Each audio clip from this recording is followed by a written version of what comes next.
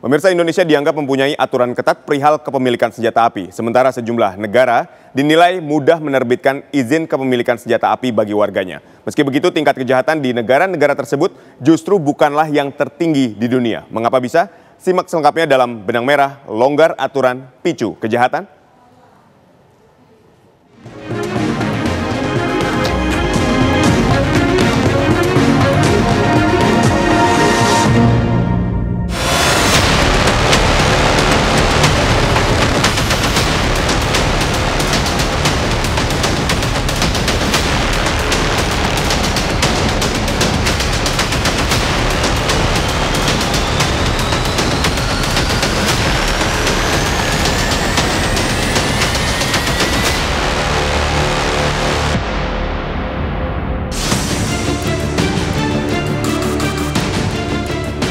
Ramai insiden penembakan dalam beberapa pekan terakhir, baik oleh oknum aparat maupun masyarakat sipil, tidak berarti mencerminkan longgarnya aturan kepemilikan senpi oleh oknum aparat maupun sipil di Republik ini.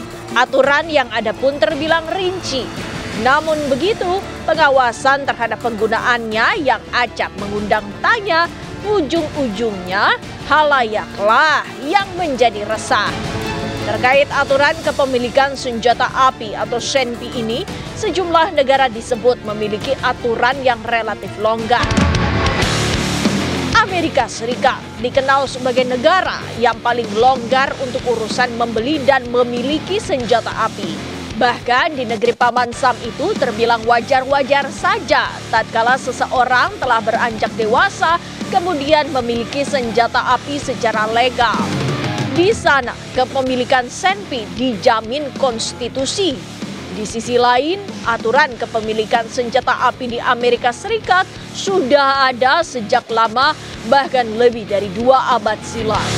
Amerika Serikat bukan satu-satunya negara yang memiliki aturan longgar soal kepemilikan senpi.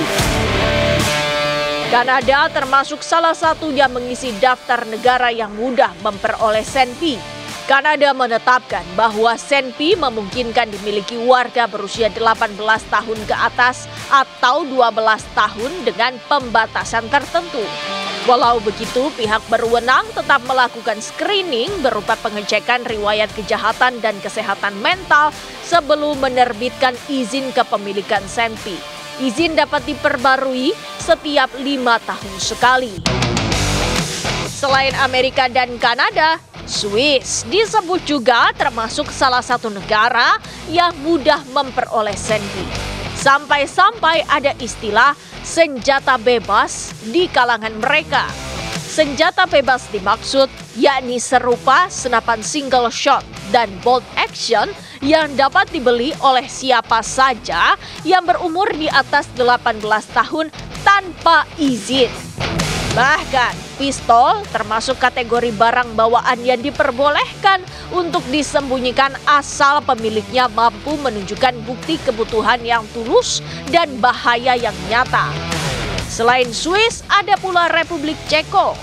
Menyusul runtuhnya komunisme di Republik itu, Ceko yang memiliki pesona dunia lama ini kini memiliki sejumlah undang-undang senjata yang tergolong longgar di benua biru Eropa. Betul bahwa memang ada beberapa negara maju yang memperbolehkan pemilikan senjata api walaupun terbatas gitu ya. Namun jangan lupa bahwa selalu ada ikutannya. Ada hak, ada kewajiban. Kita tidak boleh hanya berpikir tentang hak saja orang bisa membeli senjata api tanpa melihat bahwa di balik hak itu juga ada kewajiban yang besar sekali, ya. Di mana pada satu masyarakat di mana ekonominya sudah terdata, seluruh administrasi publik dari sang pemilik senjata api itu sudah ada di bawah kendali negara. Dengan kata lain, kemanapun kita pergi sudah berada di bawah pengawasan negara. Maka sebetulnya dengan kita membeli senjata api, pada dasarnya membuat diri kita lebih menjadi perhatian negara. Kendati memiliki ketentuan yang relatif gampang perihal kepemilikan senjata api, namun tingkat kejahatan di negara-negara tersebut tidaklah tergolong kategori tertinggi sejagat. Negara dengan predikat tingkat kejahatan tinggi antara lain Myanmar, Kolombia, dan Meksiko. Nggak mungkin negara memperbolehkan kita memiliki senjata api begitu saja tanpa pengawasan. Nah, pengawasannya dengan apa? Dengan tadi yang dipastikan bahwa kita adalah orang yang sudah bayar pajak, punya nomor KTP dan seterusnya gitu ya, sehingga lalu kemudian negara punya akses untuk memantau. Nah, begitu kemudian kita membeli senjata api, maka makin pula membuat negara punya akses untuk kemudian memantau kita. Di negara tanah emas Myanmar terdapat pasar kriminalitas yang luas. Di dalamnya, orang-orang melanggengkan praktik penyelundupan dan perdagangan senjata maupun manusia. Selain itu, Myanmar juga memiliki catatan kejahatan lain serupa perdagangan ilegal flora dan fauna dilindungi hingga kejahatan keuangan. Di belahan bumi lain, tingkat kriminalitas di Kolombia seakan membayangi Myanmar. Rekam jejak kriminalitas di Kolombia didominasi perdagangan dan penyelundupan narkoba. Bahkan negeri berjuluk Athena dari Amerika Serikat itu jamak disebut sebagai salah satu bandar narkoba terbesar di dunia.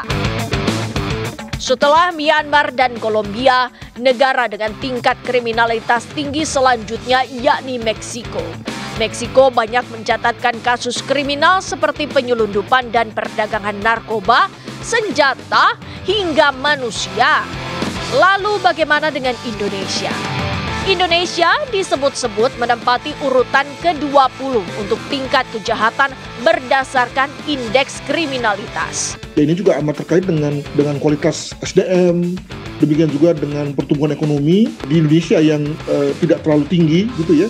Yang artinya kemudian ada kemungkinan orang yang menguasai senjata api, walaupun bukan memiliki ya, menguasai saja gitu, itu adalah orang yang pendidikannya rendah dan miskin. Nah, maka ketika dua hal itu bertumpuk jadi satu, maka bisa dibayangkan bahwa akan ada saja pihak yang menggunakan senjata api itu untuk mencari makan. Dengan kata lain, untuk kemudian melakukan tindakan kejahatan mulai dari rampok, bunuh, dan seterusnya. Nah, itulah yang kemudian menjadikan para pendiri Republik ini, kemudian juga para perancang kebijakan pada masa-masa lalu, memutuskan untuk membuat zero possession tersebut itu, yang lalu berlaku sampai sekarang. Dengan kata lain, itu membuat lalu kejahatan di Indonesia secara jumlah, itu kemudian amat tidak tinggi ya dibandingkan dengan negara lain dengan populasi yang kurang lebih sama, tapi lalu tingkat kejahatannya bisa sampai 5-6 kali lipat dibanding Indonesia.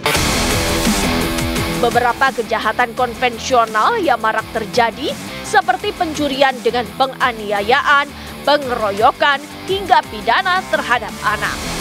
Sementara jika dikaitkan dengan senjata api, tindak kriminalitas yang kerap terjadi di Indonesia diantaranya terkait pembunuhan, perampokan, begal, dan penyalahgunaan senpi.